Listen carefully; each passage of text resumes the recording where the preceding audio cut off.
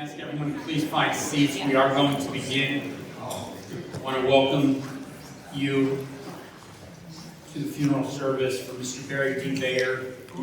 I would ask if you have a cellular device to please turn it to the off position. Officiating our service today will be Rabbi Karmit Harari of Shir Tikva, and the Shliach Tzibur will be Micah Brandhandler. Thank you.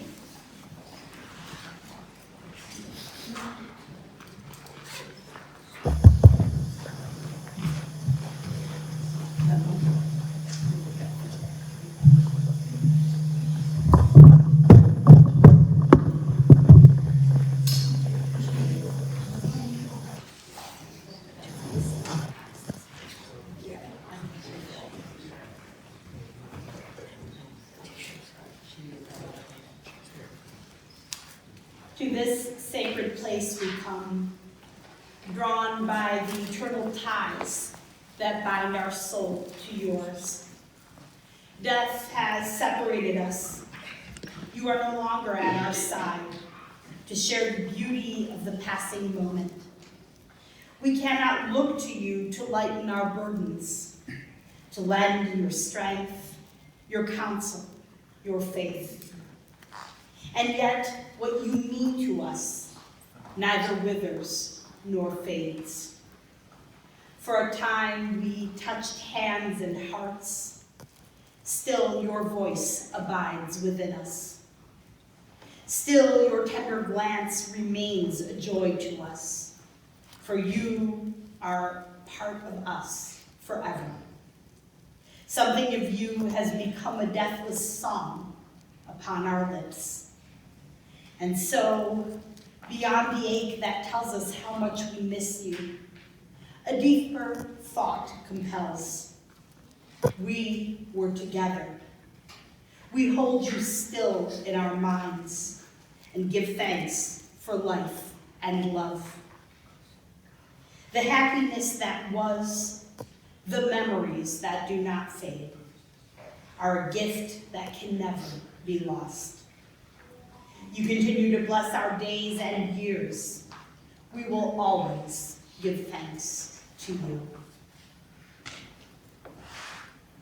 Friends, I think it's a beautiful sort of full circle moment that we come together today for what is known in Hebrew as levaya, the word for a funeral service, which means to accompany. We come to accompany Barry on the last steps of his journey. And it feels so appropriate that we do so here in this space, a space that he loved, a space to which he was unbelievably dedicated, a space that I think he, in some ways, had as a second home. And we are honored to come together as we remember him today. From the words of Psalm 121, Shir LaMalot, Esai nai el heharim, me'ayin yavo ezri. Ezri me'im Adonai, oseh shamayim va'aretz. A song of ascent. I lift my eyes to the mountains. From where will my help come? My help comes from Adonai, maker of heaven and earth. God will not let your foot falter. Your guardian will not slumber. Behold, the guardian of Israel neither slumbers nor sleeps. God is your guardian. Adonai is your protection by your right side. By day the sun will not harm you, nor the moon by night. Adonai will guard you from all evil. God will guard your life. Adonai will guard your going and coming from now and forevermore.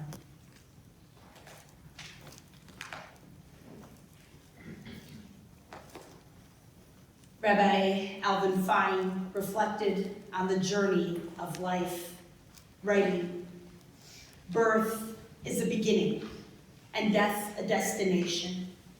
But life is a journey, a going, a growing from stage to stage. from childhood to maturity and youth to age, from innocence to awareness and ignorance to knowing, from foolishness to discretion and then perhaps to wisdom, from weakness to strength, or strength to weakness and often back again. From health to sickness and back we pray to health again. From offense to forgiveness, from loneliness to love, from joy to gratitude, from pain to compassion, and grief to understanding, from fear to faith, from defeat to defeat to defeat, until looking backward or ahead, we see that victory lies not at some high place along the way, but in having made the journey, stage by stage, a sacred pilgrimage. Birth is a beginning, and death a destination.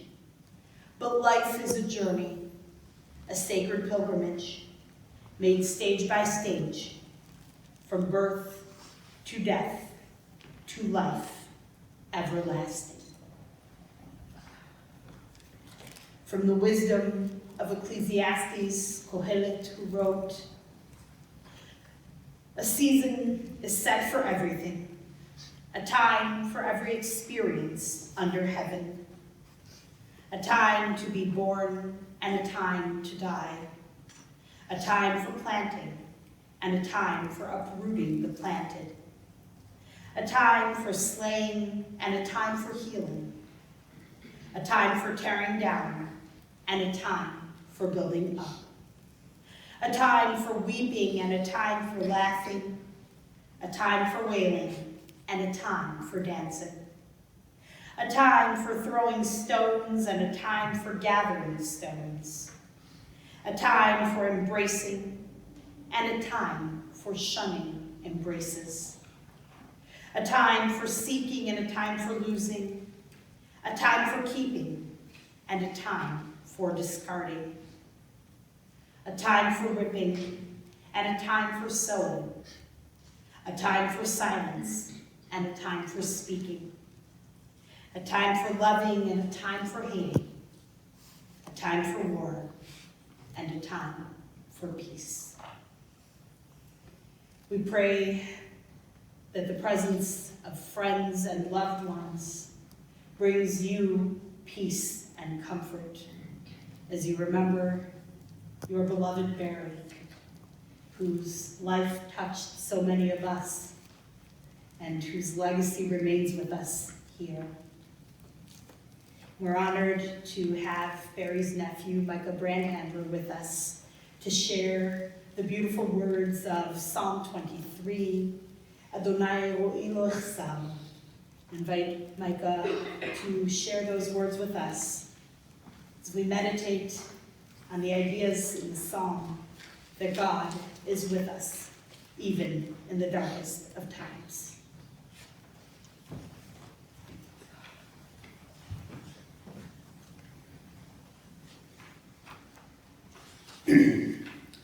Adonai roi lo echsar bino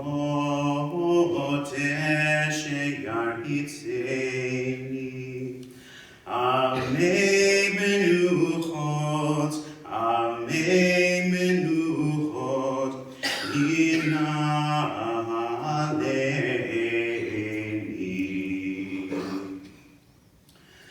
nafshi shovev shovev yancheni b'mad letzedek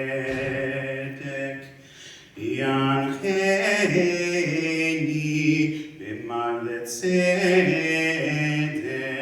leman shemo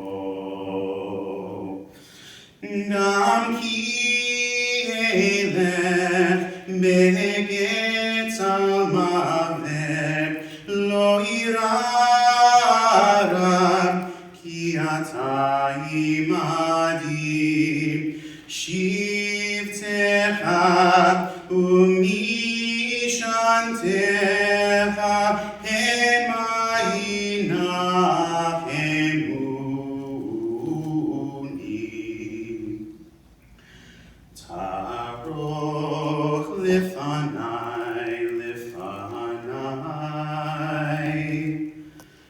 Shulchan Negetzorevai Dishantam Vashemen Roshi Koshi Revaya Atovat Hesed Yitefuni Koyimei Chayai Koyimei Chayai Vishati Mevet Adonai Leorech Yamim Adonai Rohi Lo Echsar Adonai Rohi Lo Echsar.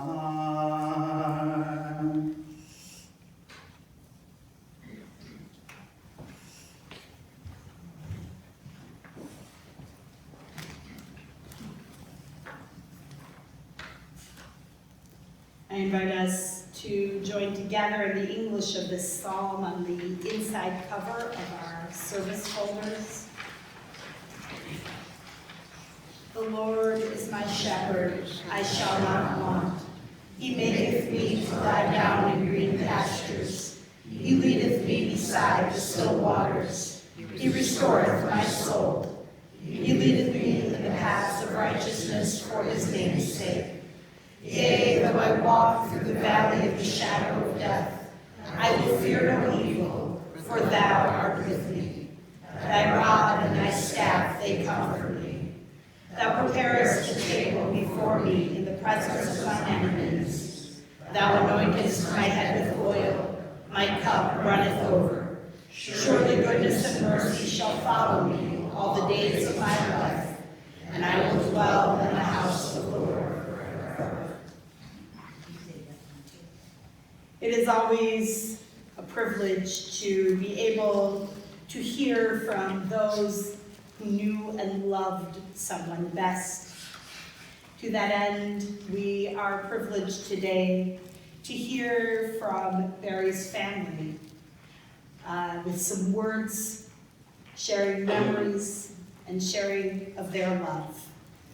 And I'll begin with Jonathan as he shares beautiful words with us.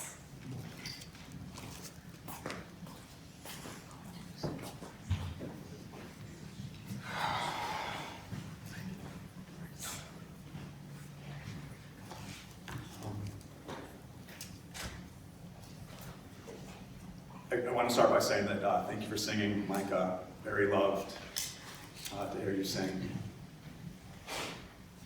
And Rabbi Harari, what you said really touched me about this being a second home to him. A friend who's here just told me, show up fair or foul, and I think that was Barry's attitude toward this community. He was for every condolence call or shiva, for every Saturday morning where the minion was kind of in doubt, he was here, and he would read Torah, or he would pass out the prayer books, or he would just sing really loudly from over there. I remember being in the junior cantor program here when it was Temple B'nai Yehuda, and if Barry thought I was singing too fast or too slow, he would start to sing really, really loudly and try to get me back on the tempo that he thought. But he did love this place, and it's really gratifying when people are here. I want to just really briefly, I'm Barry's middle child, and it's my privilege to speak for my brother William and my sister Elisabeth. And I just want to tell two short stories that I'm not sure everybody knows. Like a lot of teenagers, I had like some conflict with my father, and I didn't really pay much attention to what he did for a living. I knew he was a lawyer, I knew he was a columnist, I knew he wrote some kind of book at some point, which I have a story about that book being a bigger deal than I thought, but I'm happy to tell people at a different time. But when I was in my early 20s, he was at a conference in New York. There was some kind of a legal conference where there were a lot of people. The column he published was reviewing software, mostly for small office lawyers. And I walked into some kind of big ballroom. I didn't know where he was, and people recognized me just by my face right away. Oh, you're Barry's son. Oh, we love Barry. Oh, they didn't say OG, but they said something equivalent, like, oh, he's been doing this for years.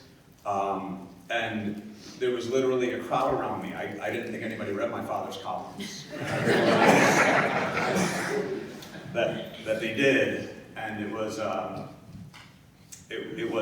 opening for me in realizing that there were a lot of things I needed to pay better attention to around Barry.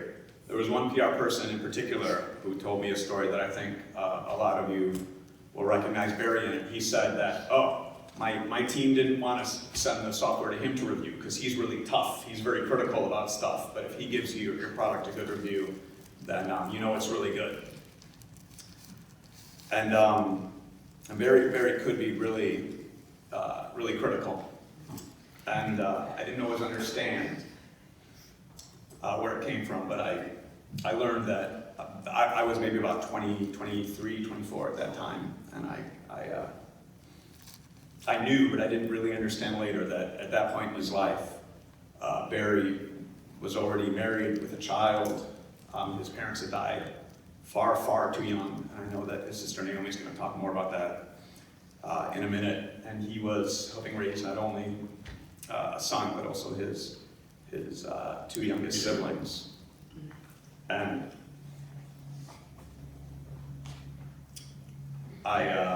Mom, I mean, I don't know how the two of you did it. We were never rich, and I know I speak for everybody that we never wanted for anything, for activities or for camps or for school. And most of all, we never wanted for love and for knowing that we would be loved. Dad and I could have a fight, and I would walk out of the house, or on one occasion kicked out of the car. And when I got home, I knew that even if in a kind of petulant teenage way, I was thinking, no, I hate him.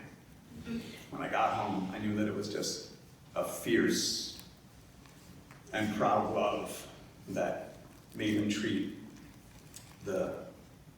his family like that, and the people in his life like that. And as I got older and had kids of my own, Mom and to Dad, I don't know how you did it. He loved the synagogue and he loved Judaism in general, and he always loved to talk to people about what they're interested in, and he would always call me up and, did you read this week's Torah portion, or he was always very, very interested in Jewish texts. And Micah, part of what you just sang is a part of the 23rd Psalm I've never understood. The Taroch lefanei shulchan neged tzorarai.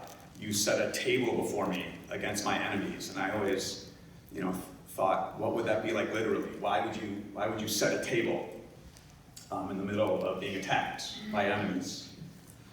And the word tzorarai can be enemies, but it can also be troubles, and it can also be narrowness.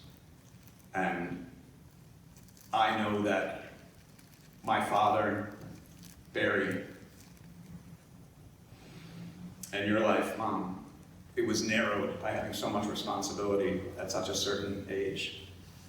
But you literally and figuratively set such a loving table for everybody in your house, and every night at dinner, and every Shabbat. I can still picture Dad holding up the Kiddush cup and kind of getting his slight, very, very voice to the Kiddush, and he took pride in it every time. And even though, Dad, you're not here anymore, that that love that you used to, in the midst of all your troubles, and more troubles came to you than to most people, in the midst of all that, you set that Shabbat table for us, and you're gone, but that fierce love is still with us. And when I come home on Shabbat, I feel like a king. I feel my family is there, and someone says the Kiddush,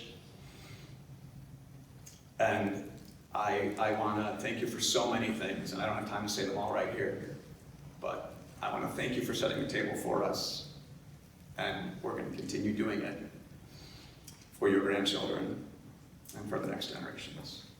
I love you, Mary David Bayer. I'm proud to be your son.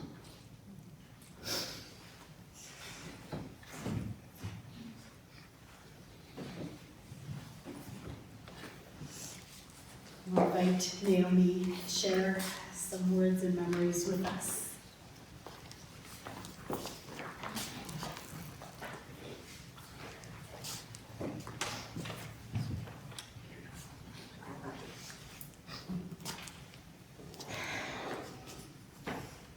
I'll start by saying one of the things Barry always said to me after I moved up north and didn't make it back here all that often was, he knows it takes a lot longer to get to the South Suburbs and to get north. And this morning, I felt that again. It really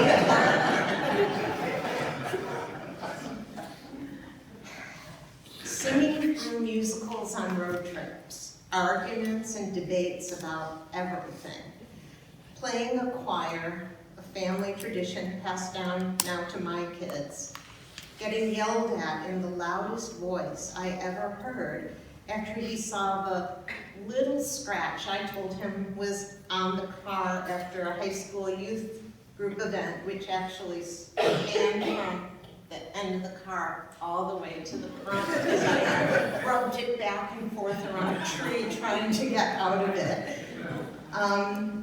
Realizing at long last that actually I was a good driver, and over the last many numbers of years, much better than him, and didn't want to get in the car with him anymore. Buying me a new guitar after I put my knee through my old one, quelling over my kids, and now my grandson, threatening to sue the Wilmette School District if they didn't give my son the special ed assistance he needed, walking down the aisle at my wedding, babysitting for 2 weeks while my husband and I went on a trip to Norway, and then complaining. Susan and Barry were there the first time we'd ever really left our kids. Complaining afterwards that we didn't want them to come watch our kids. We just wanted them to come drop them off at their activities. And then quiet conversations about life and death in the past few months. The good, the bad, sometimes the ugly. Memories of my big brother, Barry. Family has always been at the center of Barry's life. While many of us can attest to how much he loved being a ham radio operator, K9 CFV, for those who always wondered what that license plate stood for, a tech and computer enthusiast from before Steve Jobs built his Apple computer in his garage, a lawyer who got on other lawyers' nerves because he advocated so strongly for his clients, an engaged and valued member of the Jewish community. His underlying passion has been his devotion to Susan and his interest and love for his children, grandchildren, nieces and nephews, and all of our extended families. My relationship with Barry was complicated. By the time I was 2 years old, he was off to college, and in a different world, time and distance might have rendered that relationship more insignificant. That all changed several years after my parents' deaths, when at age 9, my younger brother Michael and I went to live with Barry, Susan, and 1-year-old William. Suddenly the lines blurred and Barry became more than a brother, but the only real father I ever had growing up. Barry and Susan gave me the gift of safety and permanence and the ability to experience the definition of family. A model I hope that I have since passed down to my children. It was with this family that I learned to love Jewish traditions and ritual. Shabbat dinner was a special time together, as Jonathan just talked about. We cleaned for Pesach and burnt chametz and had arguably the only sukkahs in the South Suburbs in the 1970s. He made sure we went to camp and encouraged me to go to Israel for a high school semester, something rarely done in 1974.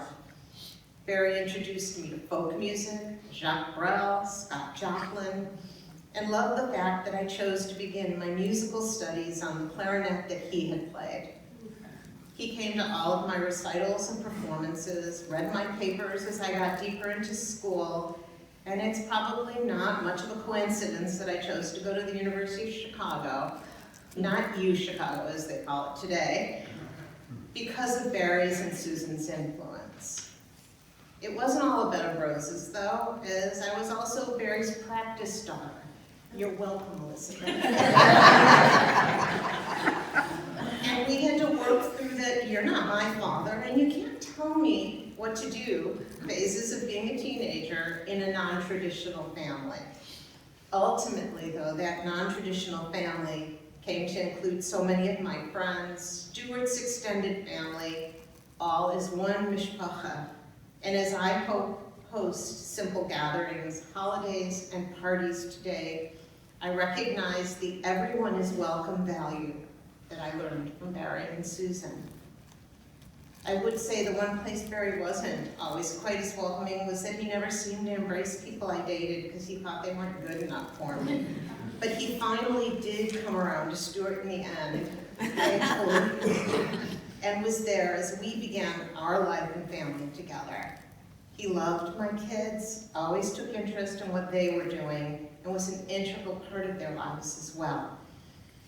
As I got older, my relationship with Barry began to change again, adding the sibling piece back in, but never losing the importance of the parent that Barry had been to me for most of my life.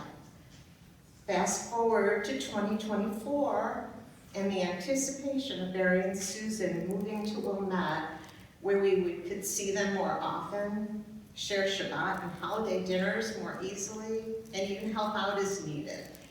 While Barry struggled for most of the time since the move, I'm grateful for having been able to pop in to say hello more often, to bring challah over on Shabbat, to encourage his progress in his therapies, and just maybe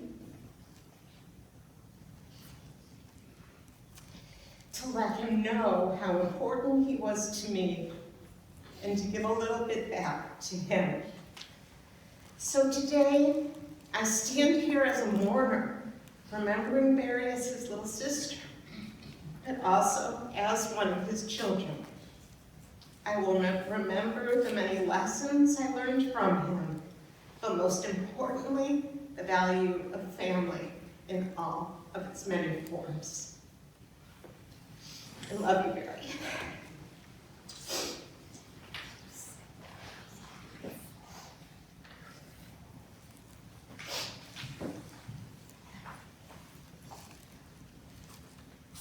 We will invite William to share some words with us.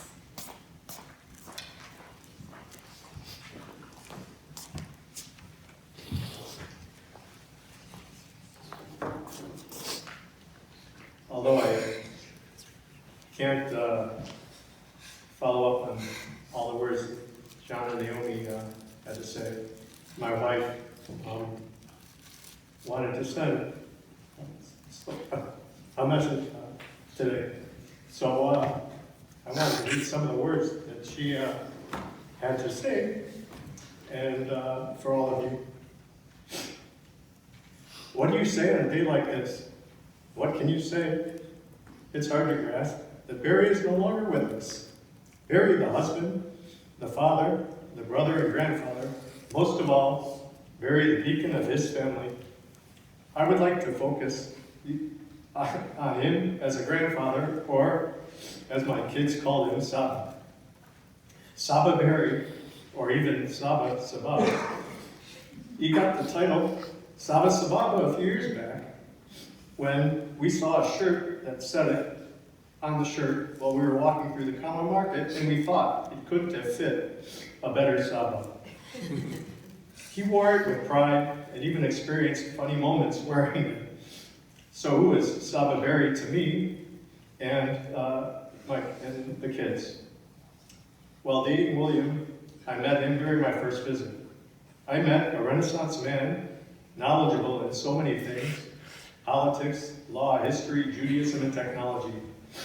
His zest of knowledge wowed me. His deep love for William as his firstborn, the apple of his eye, his deep love for John, his zesty, wild child, and his deep love for his baby girl, Elisabeth. Later, when our kids were born, his love for them was even multiplied. Shailee, Ella, and Danya loved and adored him. They enjoyed talking to him, and he was always immersed in their lives. He loved to know what they were doing in school, the army, and university. He loved to ask smart questions about the Hebrew language from a linguistic perspective, analyzing Bible verses or just plain politics. We knew that Saba was picky when it comes to food, and there were things that he didn't like to eat, like eggplant. But he loved his Jell-O and his Diet Coke, the simple things that made him feel content. We will miss Saba tremendously. We will think about him every day, making him proud with the life we lead and the values he held dear. From the words of cherished, Mayim Rabim lo yoklu lechabod et ha'ava v'neharot lo yishbetua. Mighty waters cannot extinguish love. Rivers cannot sweep it away.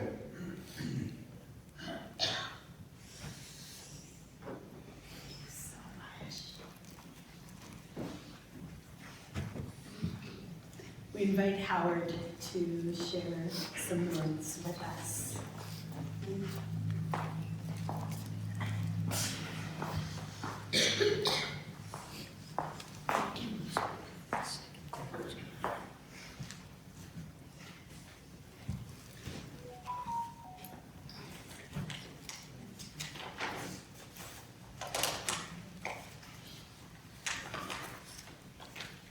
Hi, everyone.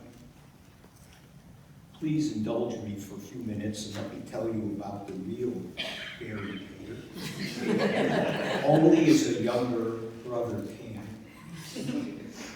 Barry was 3.5 years older than I am. Looking around the sanctuary, that makes me the only one here that knew Barry for more than 7 or 8 years. We shared a bedroom in our home on Drake Avenue on the north side of Chicago. Barry was more than messy, he was a slob. When Mom told us to clean your room up, he threw his stuff on the floor of the closet we shared and simply closed the door. He read Mad Magazine by flashlight. He introduced me to science fiction and Scientific American. I didn't like either one of those. He never had to cut the grass. He had hay fever. And he attended the University of Chicago, and I started my post-high school career at the University of Illinois on Navy Pier. Just saying. I know many of you are aware of the famous or infamous Howard cut my ham radio wires story. I did it. But he threw my baseball glove on the roof of the house. A few years ago, he tried to make amends. He gave me a replacement glove. The glove was a third baseman's glove. My long ago roof glove was a first baseman. And those are not the same. Barry was actually a great baseball fan. In fact, he made history at a Homewood Little League game at Isaac Walton Park. Neither William nor John was playing, but Barry was arguing balls and strikes from the stands with a 10-year-old umpire. He had to be escorted off the property and asked not to come back. Speaking of chaos, Barry and organization were about as compatible as oil and water. About 30 years ago, we shared office space in Homewood. At first, everything seemed just fine, until the papers started to pile up. First, his office was taken over by endless stacks of legal documents. Then the copier room, then the office lot. When the paper tsunami started to enter my room, I knew that the experiment was over. The best example of my brother's chaos was the day he drove over to my house to drop something off. First of all, he parked in my neighbor's driveway, who promptly called the police. After that was straightened out, he came into the house, and I looked down and realized he was wearing 2 different shoes. Not just a black one and a brown one. One was a loafer and one was a lace. Not only a member of this temple, but an active member, a choir member, a religious school teacher, a committee member. Barry was an advocate for school-aged children and their parents. He argued and filed lawsuits against local school districts who were not following the letter and spirit of the law when their kids with health issues or learning disabilities were excluded from receiving the education and learning experiences they deserved and that were mandated by law.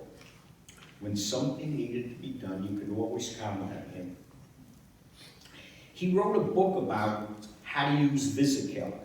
That was the forerunner of Excel. He wrote a column, or today you might call it a blog, that introduced and critiqued computer programs that would be useful during the practice of law.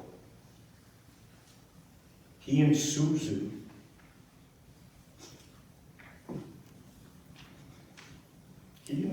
raised my youngest sister and my younger brother, Naomi and Michael, after our mom and dad died.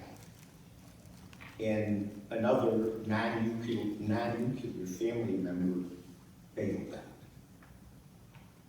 They were still young newlyweds with William not more than a toddler, law school, and jobs to worry about, but family was most important. And their family expanded by 2 overnight.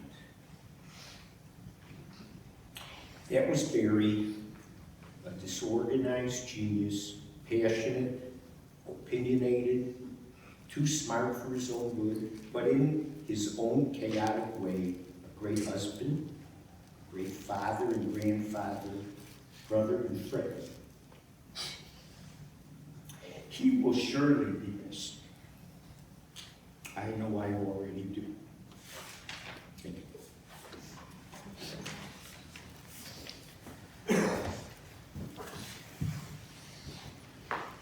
And last, we'll invite Michael to share them.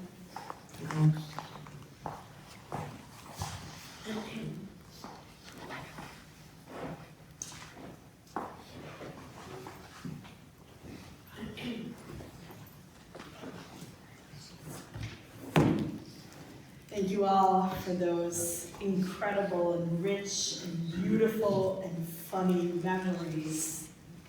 I think you've captured just an incredible human being.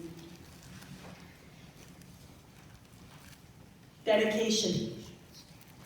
That's the word that stands out in my mind as I reflect on Barry's life.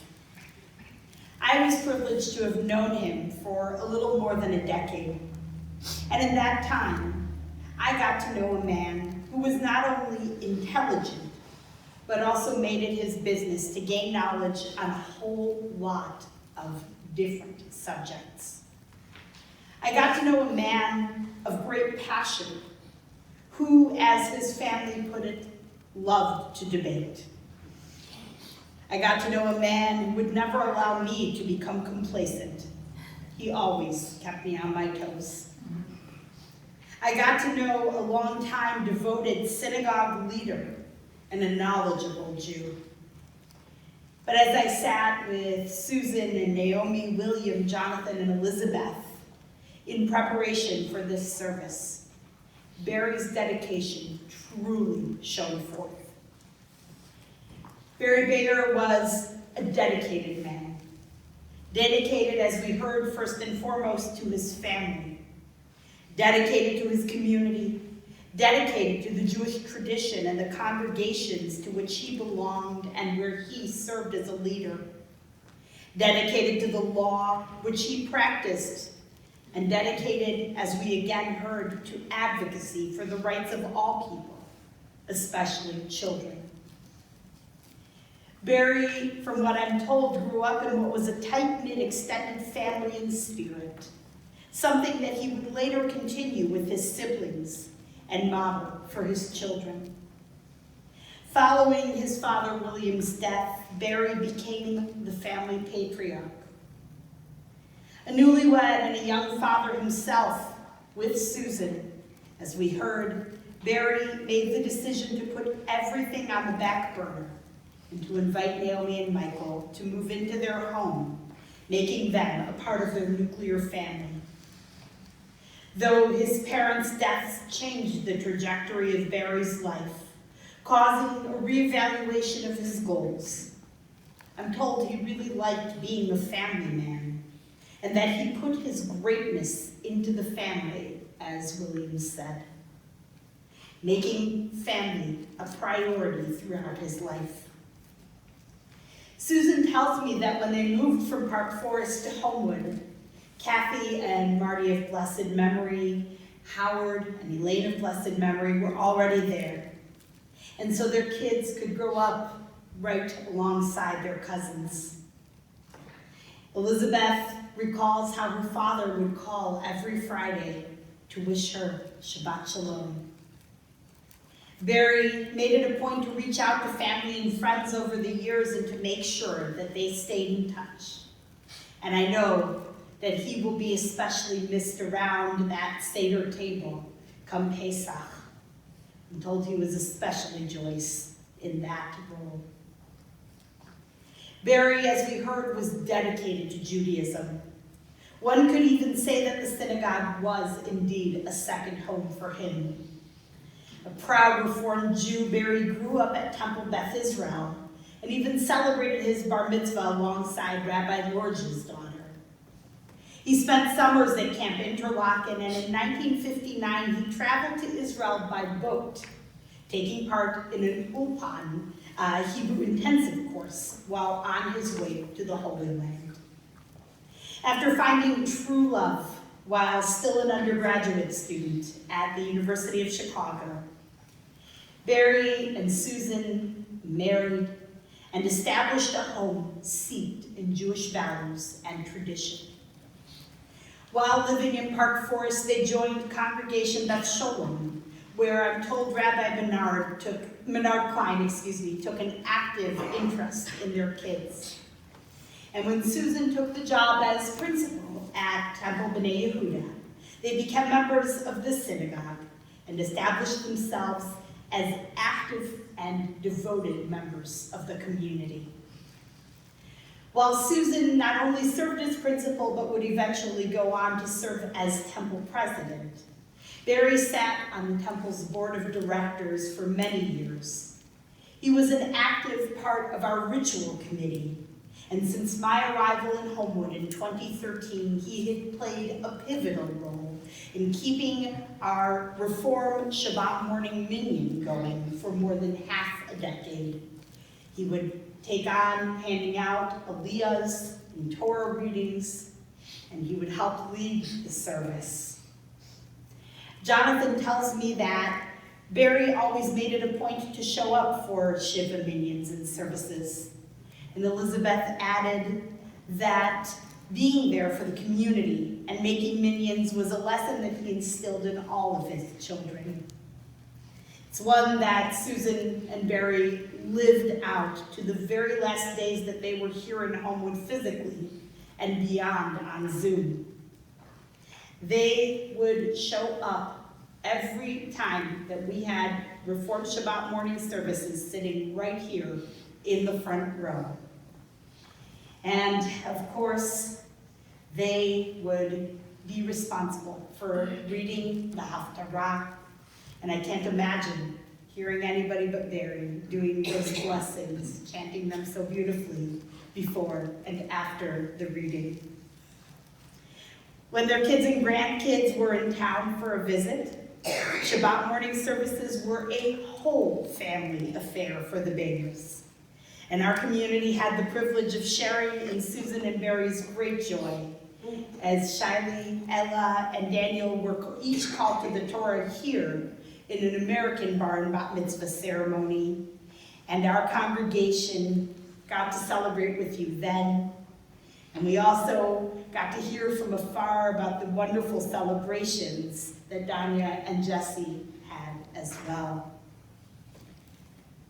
I loved it when he wore the t-shirt to which William referred, Saba, Sababa. And it showed just how much he loved being a grandparent. Over the years, Barry took active part in planning, writing, and performing in our Purim spiels, and with Susan by his side, he put his love of music and his knowledge of it to work, singing in the temple choir, helping to lead Shabbat festival, and especially high holiday services for many, many years. I was privileged to bless Barry not so long ago at his 80th birthday. And I was also privileged over the years to offer an anniversary blessing for a milestone anniversary that Susan and Barry celebrated. I'm so grateful that you got to spend 60 years of bliss together. And I remember these moments with great joy. In addition to serving on our temple board, Barry also served as our congregation's attorney for a period. Ironically, I'm told that law school was not always his first plan. Initially, he was an economics major, and Barry only decided to become a lawyer following his college graduation. Good thing, because I think it was a career that was tailor-made for him, weaving together his attention to detail, his talent for writing, as we heard, his syndicated column, of course, which was really amazing, and of course, his great passion for defending the rights of others. Though he might not have described his work as earth-shattering, I think Barry's legal efforts were truly an act of tikkun olam, of repairing the world, as he fought, as we heard, especially for the rights of school children. Susan put it that he made the school district do what they were legally bound to do and what they didn't want to do. But Barry forced them to do the right thing. A man of decency who cared about politics and the rest of the world, Barry remained extremely interested and until his very last days asked questions and engaged in conversations about current events and the world. An idealist who valued education tremendously, we heard he made it a priority to give his kids the very best. And though he didn't want anything for himself, Barry was always generous with others. Over the course of more than 6 decades, he and Susan shared this beautiful marriage, which I was told was a true partnership of equals. Barry made breakfast for Susan every morning and washed the dishes from the dinner that she cooked each night. He happily drove his children wherever they needed to go and eagerly attended their sporting matches and dance recitals, along with those of his nieces and nephews, and apparently got kicked out a few times as well. Barry had opinions. He wasn't afraid to express them, but he always sought to make the world a little better and to help us live up to the best that we all could be. In this week's Parashat Bo, we are going to read about the 9th plague, the 9th of 10, the plague of darkness that came over Egypt, which is also in the Torah, in the biblical narrative, an ominous sign for the final plague to come, the plague of the death of the firstborn. Today, the death of the firstborn is what brings us darkness. Our world has grown dimmer with Barry's death. But in life, as in the biblical narrative, the day will always follow night, and light always follows darkness. Just as the Israelites experienced redemption from slavery in Egypt following the plagues, so too will we ultimately see the light again as the grief we now feel so acutely comes to transition into gratitude. Gratitude for Barry's love and support. Gratitude for Barry's passion for knowledge and justice. Gratitude for Barry's generosity and for Barry's friendship. Gratitude for Barry's life. May his legacy forever be in our hearts, and may his memory forever be for a blessing. Teheh nishmatot tzorah b'tzor ha'chayim. May his soul be bound up in the bonds of eternal life. May he rest in peace, and let us say, Amen. And I invite members of the Shir Tikva choir, of which Barry and Susan were members for so long, to share a piece in Barry's memory and honor.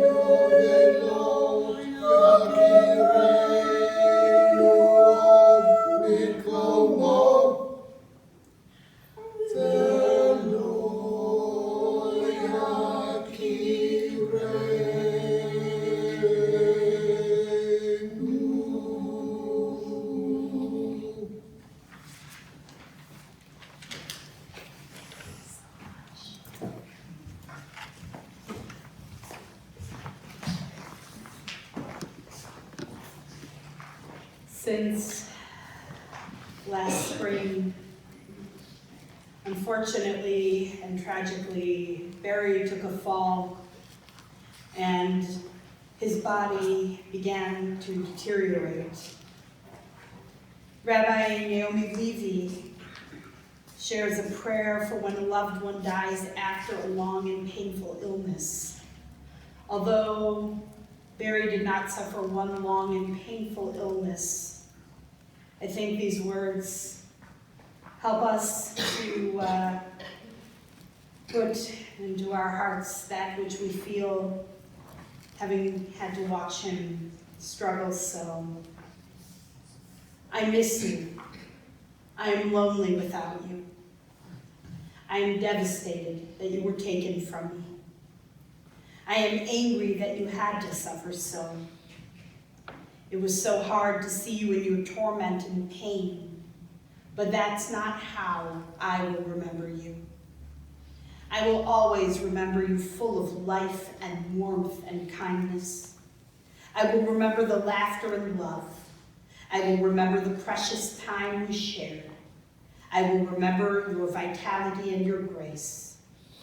Your death has left a gaping hole in my life, but as hard as it is to be without you, I take comfort in the knowledge that you are at last at peace and free of pain.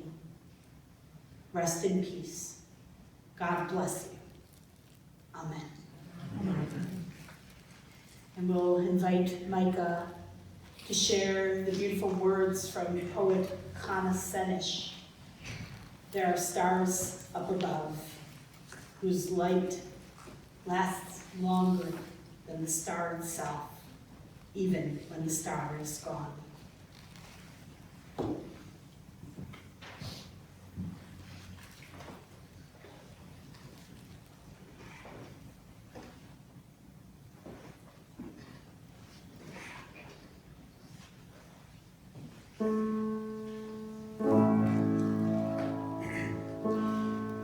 There are stars up above, so far away they only see the lights. But long, long after the star itself is gone.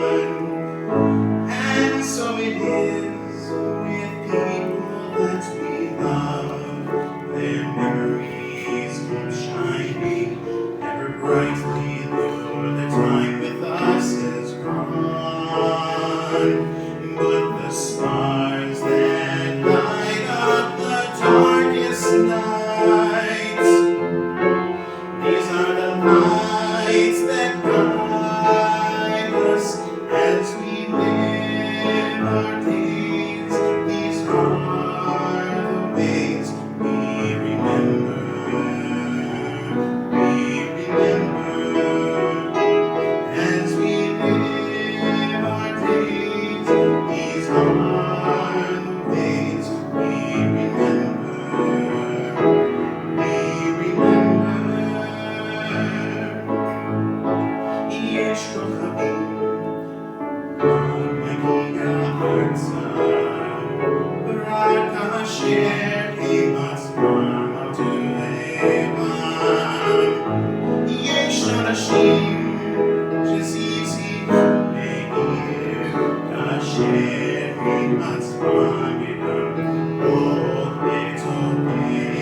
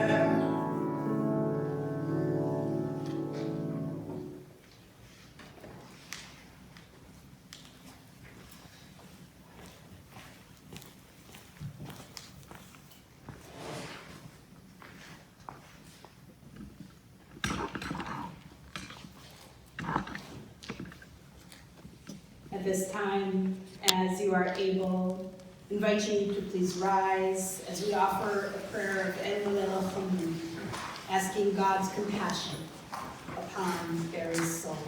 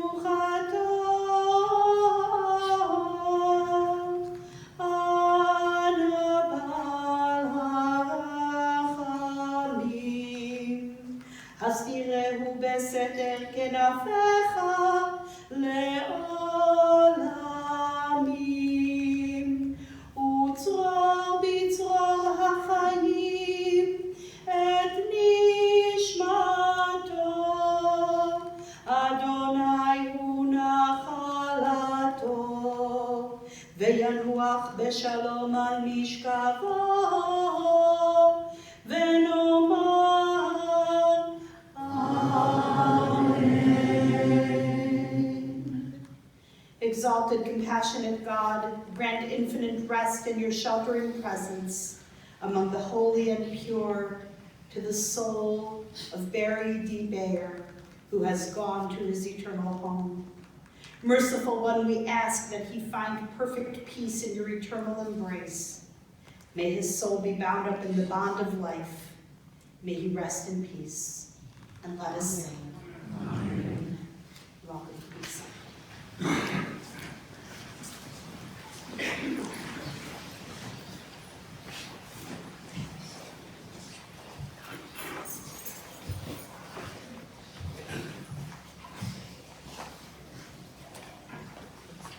Our service here in the sanctuary is concluded. The interment will take place immediately following at Beverly Cemetery in the family plots. Please note, Shiva will take place at Naomi Bayer and Stuart Brandhandler residence. That's 1920 Greenwood Avenue in Wilmette. Tomorrow from 6 p.m. until 9 p.m. Sunday from 2 p.m. until 4 p.m. and 6 p.m. until 8 p.m. Memorial contributions may be made to Mazon, the Jewish Response to Hunger, or to Highest Chicago. That information is available on your folder. For those of you who are online, that information is available on our website. You're going to be traveling in procession to Beverly Cemetery. They ask you to please obtain an orange funeral safety sticker, and my colleagues will also be placing magnetic flags throughout the procession.